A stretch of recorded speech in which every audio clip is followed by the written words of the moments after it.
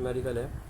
The absorption spectrum of faint galaxy is measured and the wavelength of one of the lines identified as the calcium alpha line is found to be 478 nanometer। अब question ये है कि इस तरह कहीं दूर एक Galaxy है। अब गैलेक्सी को आप भूल जाएं, आप समझ लें कि यहाँ पे कोई स्टार है, ठीक है। गैलेक्सी की बजाय आप कोई स्टार समझ लें कि कोई स्टार है, उससे जो है वो अर्थ पर एक लाइट आ रही है और जिस लाइट की जो वेवलेंथ है वो फाउंड की गई कितनी 478 नैनोमीटर, ठीक है।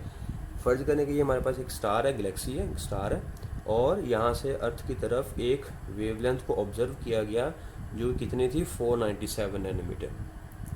The same line has wavelength of 397 nanometre when measured in laboratory. जब उसी तरह की एक लाइट को लेबॉर्ट्री के अंदर मेजर किया गया तो हमारे पास उसकी वेवलेंथ कितनी आई 397, ठीक है। दोबारा फिर सुने कि इस तरह दूर दराज एक स्टार था, एक गैलेक्सी है, उसने ज़मीन पर एक वेव लेंथ को भेजा, एक लाइट के सिग्नल को भेजा, ऐसे समझ लें, ठीक है। एक लाइट के सिग्नल को भेजा, उस लाइट के सिग्नल की जो वेव लेंथ है वो 497 नैनोमीटर ऑब्ज़र्व की गई। जब इसी तरह की लाइट सिग्नल को जब हमने लेबॉर्ट्री के अंदर बनाया और लेबॉर्ट्री के अंदर हमने उसी लाइट के सिग्नल को ऑब्ज़र्व किया तो उसकी जो वेवलेंथ हमारे पास एक्चुअल आई वो आई 397।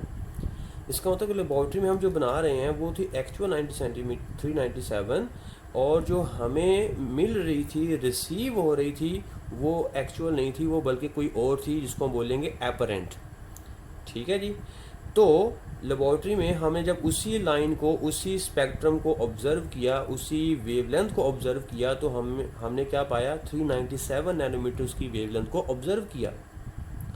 अब बताना ये है is the Galaxy moving towards our away from the earth, कि वो स्टार जो अर्थ के ऊपर लाइट के सिग्नल को ऐसे वो जो वेवलेंथ को भेज रहा है, क्या वो स्टार जब वो ज़मीन की तरफ आ रहा है या वो ज़मीन से दूर जा रहा है।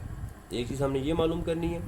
Calculate the speed of galaxy relative to earth, तो उस गैलेक्सी की, उस स्टार की स्पीड मालूम करनी है, रिलेटिव स्पीड मालूम करनी है विद रिस्पेक्ट टू अर्थ, ठीक हो गया।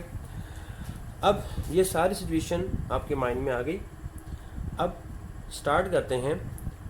तो अब हमने क्या देखा था कि हम जो लेबॉर्ट्री के अंदर जो वेवलेंथ को ऑब्ज़र्व कर रहे हैं, जो स्पेक्ट्रम को हम ऑब्ज़र्व कर रहे हैं वो था 397 नैनोमीटर वाला, ठीक है। और जो हमें रिसीव हो रहा था वो था 490 सेंटीमीटर। इसका मतलब कि ये एक्चुअल में जो है वो डिफरेंस है। एक्चुअल वैल्यू हमारे पास जो ऑब्ज़र्व हो रही थी लेबॉर्ट्री के अंदर वो ये वाली थी, लेकिन हमें जो रिसीव हो रहा था, जो हमने फाउंड किया वो क्या था 497 नैनोमीटर। इसका मतलब वेवलेंथ में क्या है, कोई डिफरेंस है, ठीक है जी। अच्छा, अब हमने ये देखना है कि गैलेक्सी जब वो दूर जा रही है या वो अवे जा रही है। इस बात का पता हम कैसे लगाएंगे? इस बात का पता हम ऐसे लगाएंगे कि जो लाइट का सिग्नल ज़मीन की तरफ आ रहा है उसकी फ्रीक्वेंसी को देखते हुए और जो हमने लेबॉर्ट्री के अंदर लाइट का सिग्नल ऑब्ज़र्व किया है, बनाया है, मेजर किया है, उसकी फ्रीक्वेंसी को देखते हुए, ठीक है। मतलब एक्चुअल स्पेक्ट्रम की जो फ्रीक्वेंसी है और जो हमारे पास फाउंड स्पेक्ट्रम की जो फ्रीक्वेंसी है उन दोनों को हम टैली करेंगे। तो टैली करने के बाद हम पता लगा सकते हैं कि ये गैलेक्सी हमसे दूर जा रही है या वो हमारे अर्थ के करीब आ रही है, ठीक है। तो अब हम फ्रीक्वेंसी मालूम करेंगे, जो ओरिजिनल वेवलेंथ है उसकी फ्रीक्वेंसी देखते हैं, निकालते हैं, इस वेवलेंथ से फ्रीक्वेंसी निकालते हैं और इस वेवलेंथ से फ्रीक्वेंसी को निकालते हैं। अब फ्रीक्वेंसी को निकालने के लिए हमारे पास जो फार्मूला होता है वो होता है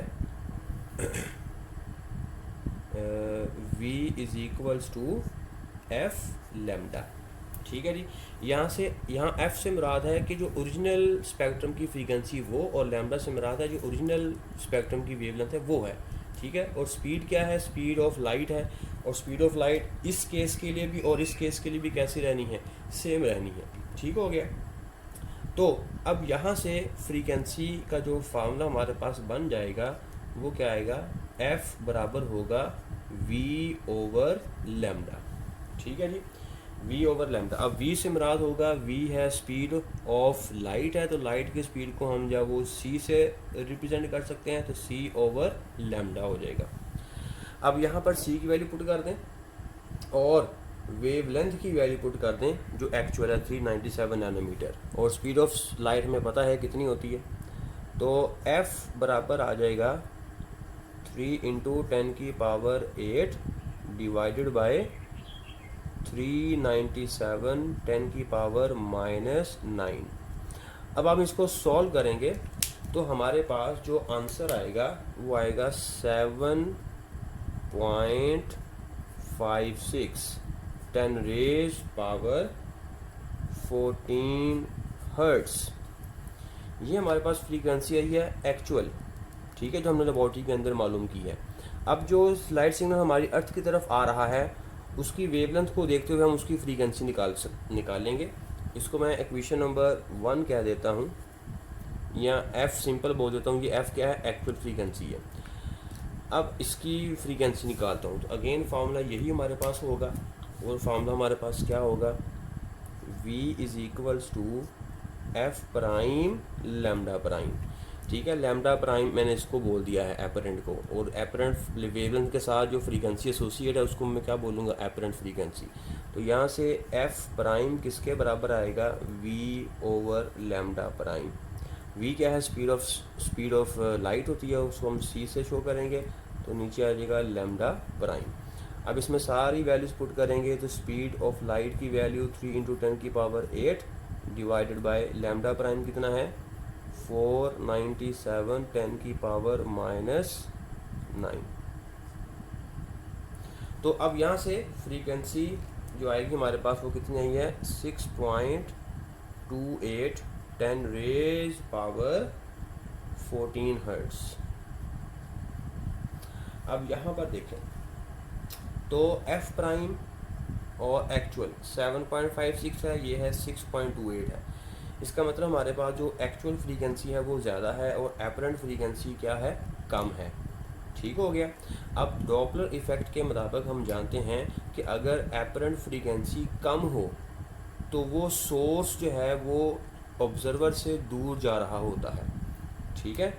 ये अगर आप डॉपलर इफेक्ट का जो चौथा केस है उसमें हमने क्या देखते हैं कि अगर हमारे पास सोर्स ऑफ साउंड हो और वो सोर्स ऑफ साउंड जो है वो दूर जा रहा हो ऑब्जर्वर से, ठीक है, ये ऑब्जर्वर है, ये सोर्स ऑफ साउंड है, ये दूर जा रहा है, तो लिहाजा ये जो फ्रीक्वेंसी एक्सेप्ट करेगा वो कम एक्सेप्ट करेगा।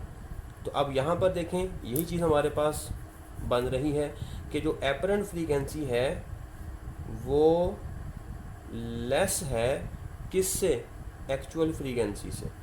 तो अगर एपरेंट फ्रीक्वेंसी एक्चुअल फ्रीक्वेंसी से कम हो, इसका मतलब कि जो सोर्स ऑफ लाइट या सोर्स ऑफ साउंड है वो क्या होता है, दूर जा रहा होता है, फ्रीक्वेंसी लेस आई है। ठीक हो गया। तो ये हमने ऑब्जर्व कर लिया पहला केस। हम यहाँ इसका पहले केस का जवाब क्या होगा कि the Galaxy is moving away from the earth. ठीक हो गया, ये हम सोल्यूशन जानते हैं। या इसको हम रेड शिफ्ट या ब्लू शिफ्ट के लिहाज से भी इसका आंसर दे सकते हैं। ठीक है जी। रेड शिफ्ट या ब्लू शिफ्ट क्या होती है, रेड शिफ्ट से मुराद है कि आपको जो लाइट है वो रेड दिखाई दे रही है, और ब्लू शिफ्ट से मुराद होता है कि लाइट आपको ब्लू दिखाई दे रही है। मतलब कि अगर कोई भी ऑब्जेक्ट जो है दूर जा रहा होगा, करीब आ रहा होगा अर्थ के, कोई भी स्टार करीब आ रहा होगा अर्थ के, ठीक है, तो वो आपको ब्लू दिखाई देगा। और ब्लू जो लाइट होती है उसकी फ्रीक्वेंसी क्या होती है, ज़्यादा होती है। और अगर कोई स्टार जो है वो अर्थ से दूर जा रहा होगा तो वो स्टार आपको रेड दिखाई देगा। तो रेड जो कलर होता है उसकी फ्रीक्वेंसी जो है वो कम होती है। ठीक है। तो अब यहाँ पे हमने क्या देखा कि फ्रीक्वेंसी जो है जो हम रिसीव कर रहे हैं फ्रीक्वेंसी वो एक्चुअल फ्रीक्वेंसी से क्या है, कम है। तो लिहाजा ये स्टार हमें रेड दिखाई देगा या ये गैलेक्सी हमें रेड दिखाई देगी। तो अगर ये रेड दिखाई देगी इसका मतलब ये क्या है, अवे फ्रॉम द अर्थ है। और अगर ये ब्लू दिखाई देती तो ये करीब आती और इसकी जो एपरेंट फ्रीक्वेंसी है वो एक्चुअल से क्या होती, ज़्यादा होती। ठीक हो गया। अब हम चलते हैं दूसरे पॉइंट की तरफ, calculate the speed of galaxy. Speed of galaxy से मुराद है रिलेटिव स्पीड।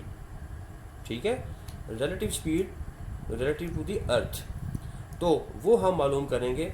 अब चूँकि डॉपलर इफेक्ट के मुताबिक ये चौथा केस बन रहा है कि जिसमें जो सोर्स ऑफ साउंड या सोर्स ऑफ लाइट है वो अवे फ्रॉम द ऑब्जर्वर होता है, दूर जा रहा होता है ऑब्जर्वर से, तो उसकी फ्रीक्वेंसी का जो फार्मूला है वो हम कैसे निकालते हैं, तो वो होता है हमारे पास एफ प्राइम एफ प्राइम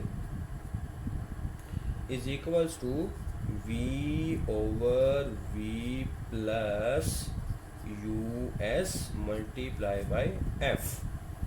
अब यहाँ से एफ से मुराद है एक्चुअल फ्रीक्वेंसी जो है जो हमने निकाली है, और एफ प्राइम से मुराद है एपरेंट फ्रीक्वेंसी जो हमें रिसीव हो रही थी, और वी से मुराद होगा स्पीड ऑफ सोर्स, ठीक है, सॉरी स्पीड ऑफ लाइट होगा यहाँ पर, और यू एस से मुराद होगा स्पीड ऑफ सोर्स, ठीक है।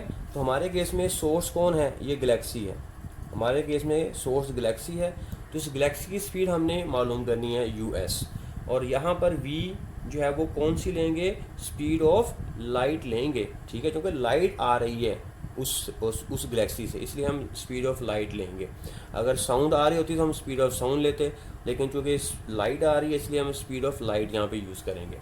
तो अब हमको यू एस निकालनी है, तो उसको रीअरेंज करें इसी फार्मूले को, तो रीअरेंज करने के बाद हमें जो ये मिलेगा इक्वेशन, तो हमारे पास मिलेगी v प्लस यू एस बराबर है v over f prime multiply by F.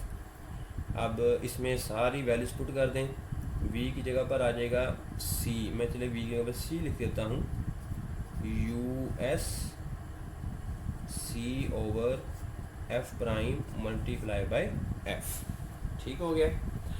अब ये सारी चीज़ें इसको आपने सॉल्व करना है, तो यू एस का मैं डायरेक्ट फार्मूला लिख देता हूँ, आपने इसमें वैल्यूज पुट करनी है, वैल्यूज पुट करने के बाद जो आंसर आएगा वो हमारे पास आएगा 6.12×10⁻⁷ मीटर पर सेकंड।